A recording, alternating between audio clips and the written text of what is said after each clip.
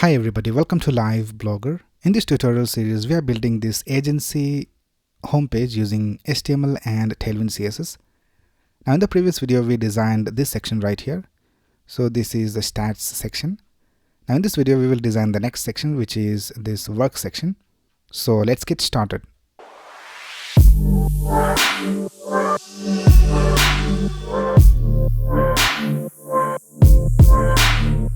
Now here in this work section, we can see that we have these different works over here, and we also have these hover effects. So let's go back to our source code and let's go below this previous section, and let's create a new section, and let's also give it an ID of work. And in this section, let's create a div, and let's add some classes. So let's type class, and as always, let's type max width of 1440 pixels, MX auto, and padding left and right of 6. Now the next thing we need to do is we need to create the heading.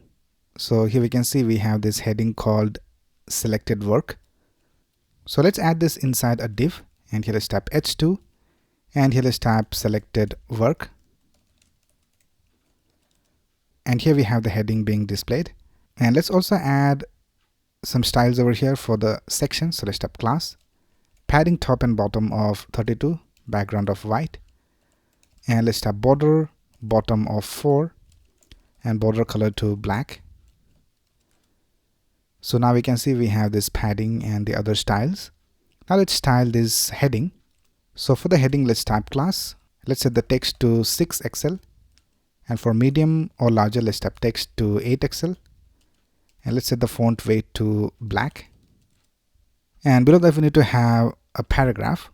So let's create a p tag over here, and I'll just copy this text from here and let's add it over here.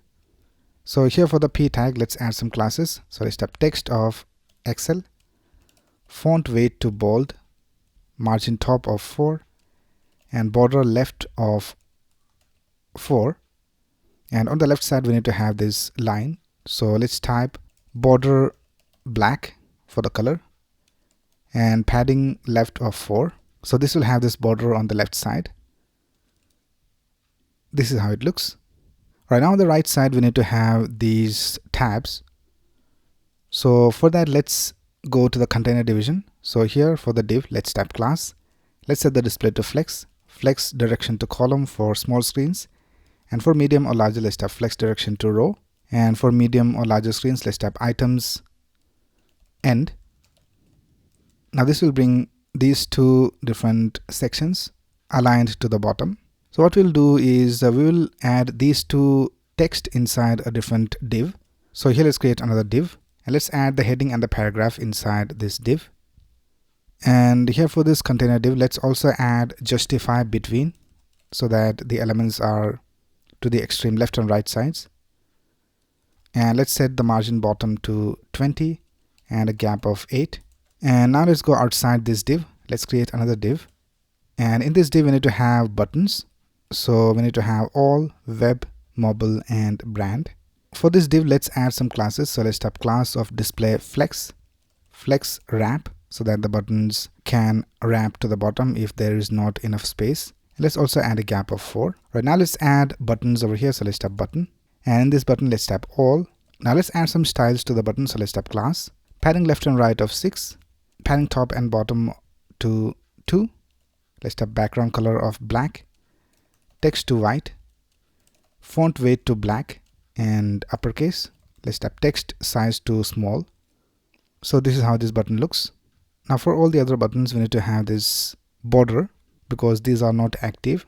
So I'll just copy this and paste it down here, and let's make some changes. So first of all, let's change the text to web, and here we'll just remove the background. And for the text color, let's type text of black, and let's also add a border. So let's type border of 2. Let's type border color to black, and when we hover over this, we need to have this hover effect. So for that, let's type hover bg black and hover text white, and let's also type transition all. So now when we hover over this, we can see that we have this hover effect. Let's also set the cursor to pointer. So this is how it looks. Right now, just copy and paste this button, and we have two more buttons. So this one is mobile and this one is brand. So with that, we have styled all the buttons. All right, now the next thing we need to do is display these work. Now we will dynamically generate these using JavaScript. So let's go to our main.js file, and here let's create a new const. So let's type const portfolio.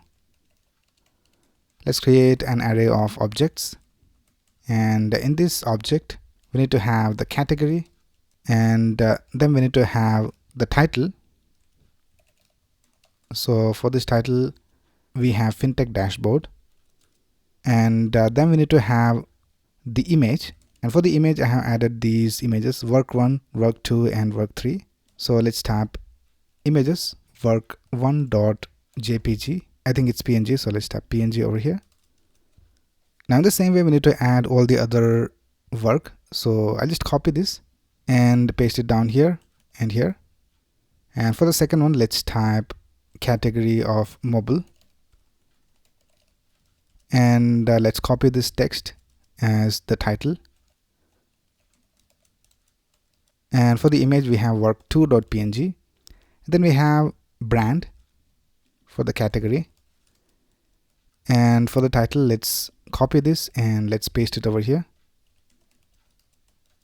And for the image let's type work3.png. Right, we have created the array of objects. Now let's go ahead and create the function. So here let's create a function called render portfolio. Now in this function we need to first of all get the container. So let's go back over here and let's create a div. So below this div, which is the div inside this max width div, so below this div let's create another div, and let's add an ID over here. Let's give it an ID of portfolio container, and we will use this ID in the JavaScript. So here let's type const container equals document.getElementById portfolio container, and if you don't have the container we'll just return, or else we'll just type container.innerHTML, and here we will map through this portfolio array. So in the array we have category, title and image, so let's use these. So here let's type portfolio.map, and for each of the work I'll just call it item, and let's use backticks, and in this we'll create a div. Now we need to add some classes to this div, and we need to see how it looks. So first of all let's create the div over here, and later we will copy and paste that div inside the JavaScript. So first let's go over here and let's create a div, and in this div we need to first of all have the image. So let's create a div for the image, and in the div let's type img. Here let's type images / work1.png, and below that we need to have another div. Now in this div we will have a span for the category. So let's type category web, and let's copy this title, and below this let's create an S3. Let's paste the title over here. So this is how it looks. Now let's style this. So let's go back, and for this div let's type class. Let's type agency x border and agency x shadow, and now I need to display 3 of these work in a single row. So for that let's go to the container, and here let's type class. Let's type display of grid. Grid calls to 1 for smaller screens, and for medium or larger let's type grid calls to 2, and for larger screens let's type grid calls to 3, and let's add a gap of 12. So this is our first work. Right now let's style this category. So here for the category span let's type class, text to small, font bold, uppercase, text gray 500 for the color, and for the S3 let's go ahead and type class, text 3XL, font black for the font weight, and margin top of 2. Now let's add a padding to this container div. So here let's type class padding of 8, and now for the image let's add some classes. So here for the container of the image let's type class aspect 4:3. So this is the aspect ratio. And for the image, let's tap class, width of full, height of full, object cover. And this is how it looks. Now when we hover over this, we need to increase the scale of the image as well. So let's go ahead and type hover, scale of 110, and transition of transform, and duration of 500. Now we also need to limit the image from getting out of this div. So for this div, let's add overflow hidden. And now if we go back here, we can see this is how it looks. Now when you hover over this, also the image should have the hover effect. So here we can see when we hover over this title as well, the image has the hover effect. So for that, we need to create a group. So in Tailwind CSS, you can go ahead and create a group over here. So let's type group. And now we can go ahead and instead of hover, we can just type group hover. So now if we hover over the entire group, we will have the hover effect applied. So I think that's basically it with the work card. Now let's go ahead and copy and paste this div from here. And let's paste it inside here. Now let's go ahead and replace all the static content with the content from this item. So in the item, we have the category, the title, and the image. So here for the image, let's change the source to $symbol curly braces, item.image. And here for the category, let's type $symbol curly braces, item.category. And here for the title, let's type $symbol curly braces, item.title. Right now, let's go ahead and call this function render portfolio. And now if you go back to our website, this is how it looks.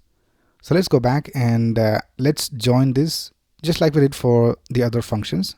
So let's go over here at the end and let's tap dot join and empty strings. So now if you go back, this is how it looks and everything is working all right. Let's also take a look at the mobile version. So this is how it will look on a smaller screen and everything is looking all right. So with that, we have designed the portfolio section of our website. Alright, so that's basically it for this video. If you have any doubts, you can ask in the comments below. And if you like this video, please click on the like button and subscribe to this channel to get the latest video updates. Thanks a lot for watching. Have a nice day.